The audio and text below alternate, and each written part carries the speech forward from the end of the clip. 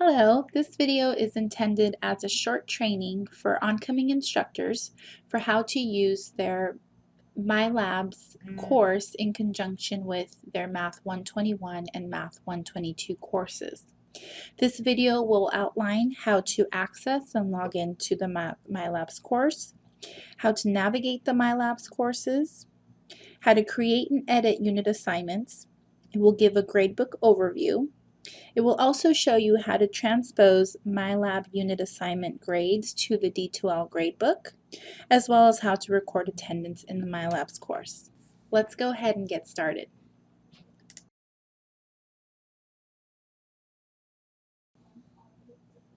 Once you have instructor access to your Mylabs course or courses, you may log into InfoZone and head over to the link section in the blue navigation bar and go down to Mylabs Plus. This should take you to the Mylabs Plus course overview page where it will list the courses that you've taught or will be teaching that you have instructor access to. Mine looks a little different because I do have access to all of the Math Mylab courses, but let's say that you want to teach or that you're going to be teaching the August 18th for 2014 start date math course. You'll notice that in each gray heading you have the year that the course is offered, the month followed by the month, and then the date. So you would look for the corresponding start date of your course. I'm going to go ahead and click on the Math 121 class just to use as an example.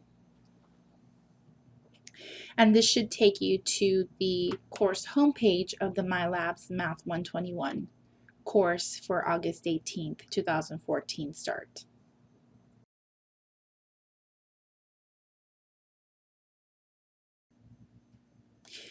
In the course homepage of your Mylabs course, you will notice on the left-hand side you have a blue sort of navigation bar that breaks down the course by announcements, calendar, homework, quizzes, tests, gradebook, study plan, and so on and so on.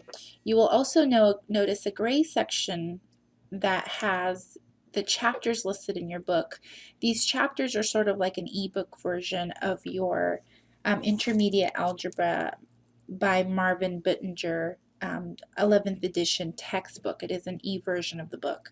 So if you ever wanted to access this as learning materials for your course, you're welcome to use it. Your students also do have access to this section of their Mylabs. They do have an ebook section of their book where they can view videos or they can see the actual book if they travel or they don't have the book on hand. The important areas that you're really going to be focusing on and working in are these up here in the blue. You're going to mostly be accessing your MML instructor tools, and this is where you're going to be able to check student grade progress, also track attendance, and also change and edit your assignments.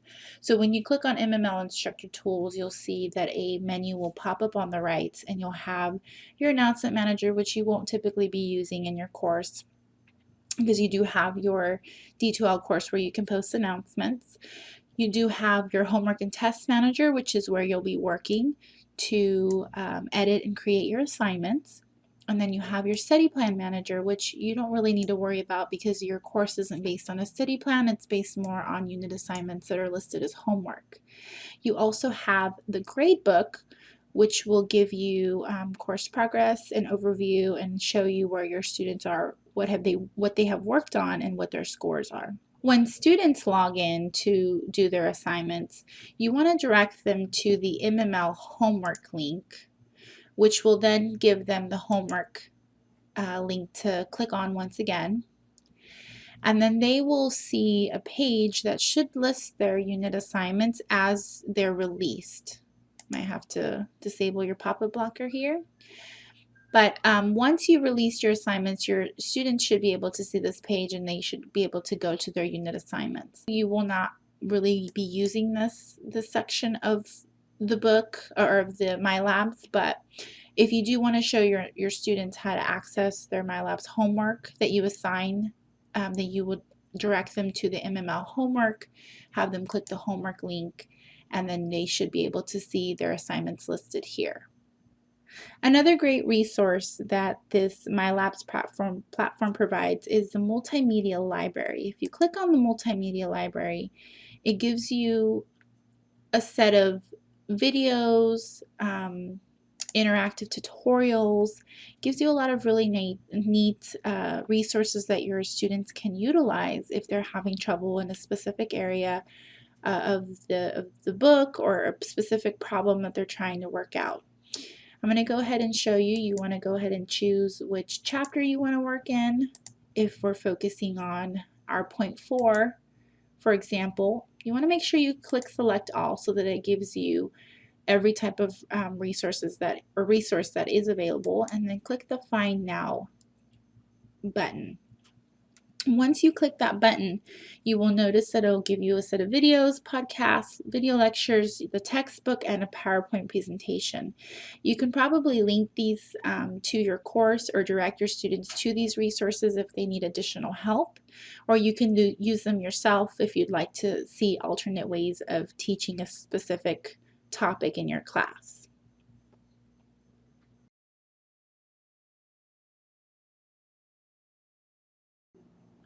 To create and edit assignments, you want to head over to the MML Instructor Tools. There you're going to see the MML Homework and Test Manager, which will give you the list of assignments that have been preloaded for you based on your Math 121 or Math 122 curriculum that has been created from Mylabs. These assignments are preloaded, so you can edit them and you can change the questions, but you will not be able to just delete the assignments themselves. They have been preloaded for you to give you a starting point for each unit. If you want to, for example, let's say that we want to edit the Unit 2 assignment, I'm going to go ahead and go to the Actions button or drop-down menu, click Edit, and choose Go. This will give me the first settings page where it's going to ask me, what do you want to name this? I wouldn't suggest changing any of this because that is what your students know it by. So you can click Next. Here it should give you a list of all of the preloaded questions that you'll notice in this particular unit. So you can go in, as an instructor, you have the freedom to go through each of these questions, which I would highly suggest that you do. Go through each of the questions and choose which questions you want to keep and which questions you'd like to delete. You'd want to make sure that these questions align with not only the course objectives that you have listed for each unit and the CLOs, but you also want to make sure that they coincide with the material that's going to be presented in your exams, so that your students aren't learning something completely different than what is on their exams. So if you want to preview a question, you can click on the question itself, and it should show you the type of question that your student will be seeing. The great thing about Mylabs is that this question is universal for all of your students to determine if the given number is a solution of the given equation, and it is in the same order for all of your students. The only difference is that Mylabs does change the numbers for you, so each student gets a different question with a different set of numbers to complete. So you can choose, okay, I do want this question, I don't want this question. If you don't want the question, you can click remove and it will remove it from your question list. But if you do want it, you can just click next and it'll give you the second question, and you can go on, so on and so on, checking each question and removing any questions that you don't like. Once you've added and removed all the questions in your assignment and changed the ones that you'd like to change, you can click next. The final page, the Choose Settings page, will ask you when you would like your assignment to be scheduled for. When do you want it to become available to your students? You can choose a specific date. For example, this class I'm going to be teaching on September 22nd, 2014. So I would like my my assignment to start, if it's Unit 2, let's take a look here, then it would be on the 29th of September. So you can manually type it in, or you can choose on the calendar which date you want it to start on. You can choose the time as well. Now, if you would like to change the prerequisites so that your students cannot access this Unit 2 assignment until they've completed the Unit 1 assignment, you can go over to the Access Controls and go to Prerequisites and click Change. This menu is going to ask you, okay, what do your students have to have completed before they get to this assignment? You can go down to your drop-down menu and find the Unit 1 assignment. And then I can assign a minimum score. Like, for example, I want them to get 70% before they can move on to the Unit 2. However you want to structure your course, if you want to have them do a minimum score of 70% on each one before they can move on, that's perfectly fine. You can also choose to just open the assignment when the unit opens. It just really depends on your preference. That is something that you do have the freedom to choose. Once you do that, you can go ahead and click OK. I'm going to hit cancel so that I don't change any settings in my course, and then you want to click Save and Assign when you're done so that you can see that it has a check mark in the assigned column to show that this assignment has been assigned and your students will be able to view it once they log into Mylabs.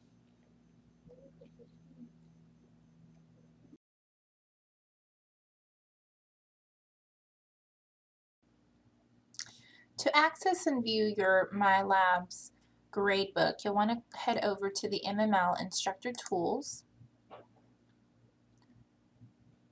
and then choose MML Gradebook.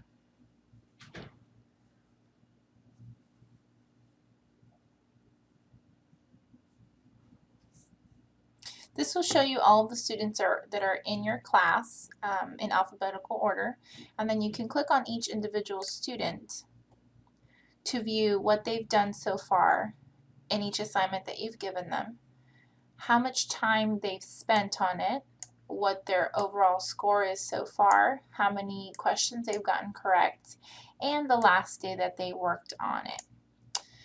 If you need to assign any special instructions for this student, you can go over to the Actions menu and go to review what they've done so far, analyze their results by question, change the score on a particular question or a particular assignment.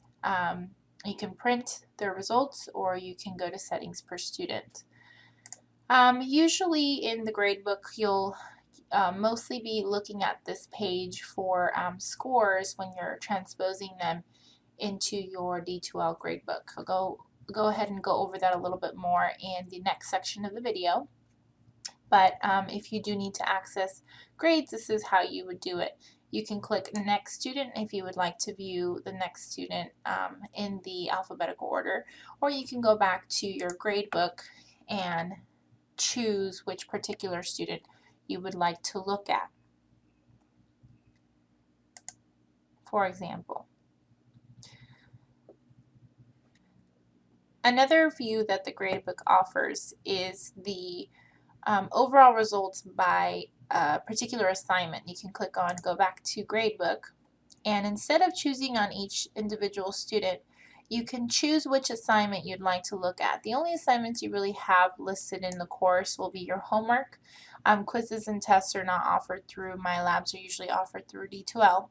So you can click on Homework, and you should be able to see your class roster as well as their scores based on the assignment. So this is for the Unit 4 assignment. You can also navigate through your assignments by going to the bottom of the page and clicking the very leftmost button to go back to the Unit 1 assignment, and you can switch the page to by going to the next page. It's actually located up at the top as well, the bottom or the top. These are the two views that the MML gradebook offers you. In the next section of this video, I'm going to show you how to use this gradebook to transpose your grades from Mylabs into your D2L gradebook.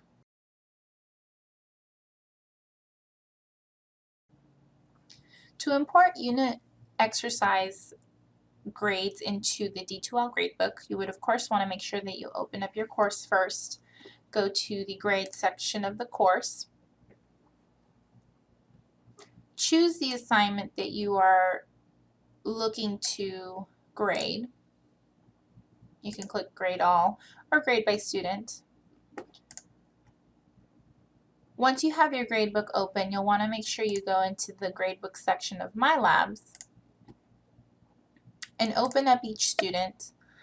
And if they are, for example, working on Unit 5, right now I'm grading Unit 5, you would take the score that the student has in Mylabs, so 34.04%, use your calculator to multiply 0.3404 by 11, because that's the amount of points that the Mylabs exercise is worth in D2L. The assignment point value changes, and you can multiply by whatever point value it has been assigned. But for this case, the student earned 34.04% of the 11 points that the assignment is worth, so we will go ahead and add her score of 3.74. I usually round it 2 decimal places and add it to her grade.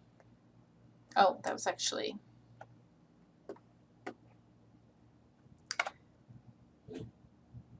Miss Desiree.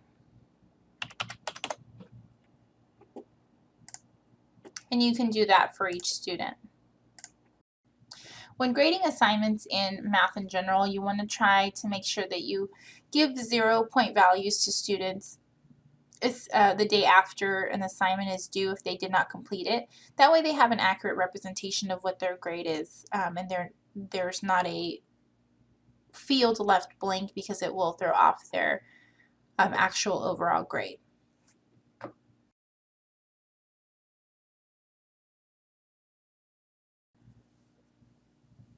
To record attendance using Mylabs, you want to go ahead and click on the gradebook and take a look at when was the last time a student worked on a current unit assignment in their labs. Now, students at online earn credit for attendance by posting in a discussion forum, dropping an assignment to the Dropbox as long as it's in the current unit, participating in Mylabs or any other third-party software that the course utilizes as a resource for learning, and if they take an exam. Basically anything that's time-stamped. So to record attendance using Mylabs, what you would do is you would go over to the gradebook, click on a student. Today, as I'm recording this video, it happens to be September 17th, 2014. Now, if I was recording attendance for the day before, which attendance, by the way, is due by 11 a.m. Pacific Standard or Daylight Savings Time every single day. So today, the 17th, let's say that I'm recording attendance for the day before, which would have been the 16th. You would look for each student, of course, not just the day that they participated. The student participated on the 16th, but unfortunately she worked in her Unit 4 assignment, so you were not obligated to give her attendance credit for for working on her labs this particular day, because she is not working on a current unit. We find an example of a student who did. This particular student did work on her labs yesterday, and we are currently in Unit 5, so she would get attendance credit for participating in Mylabs for the current unit on the 16th of September. You would then log into academic info and make sure that this reflects with a 60 next to her name when you're updating your attendance.